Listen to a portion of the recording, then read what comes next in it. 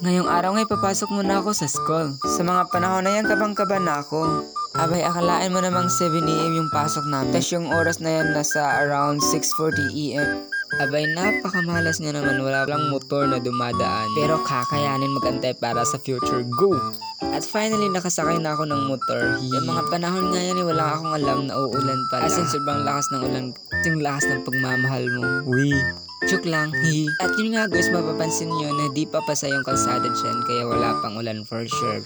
At yun, dumating na tayo sa exciting part. Tumuhos yung malakas na ulan at basang-basa kami. Yes, lahat. At ang Ryan na bubudi nagdala ng extra t-shirt.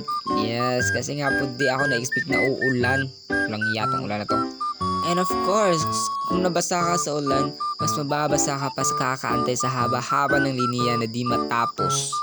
Daming estudyante ngayon. At finally, I made it. Nakapasok na ako at yun. Sa mga panahon na yan ay sising-sisin na ako ba't ako nag-white shirt. Pero kiri lang yan para sa future. At yun na nga, nakapasok na ako dito sa Inito College. And of course, kahit maputik, maganda pa rin. Tingnan yung mga building dito. Like, super ganda. Kasi share ko lang kung bakit maputik yung school namin. Kasi nga po, under construction pa po siya. At yun nga po, nakapasok na po ako sa room at nagsa-start na po yung klase namin. At pagkatapos nga ng 4 na oras, ay pumunta naman kami dito sa gym para sa exam namin sa PALS. Ay, flex ko lang yung school namin. Ganyan po siya kakanda.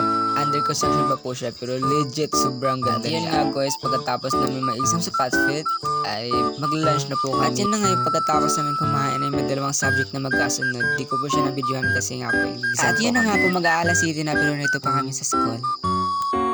Hi guys! Napil na ba ka sa akong vlog?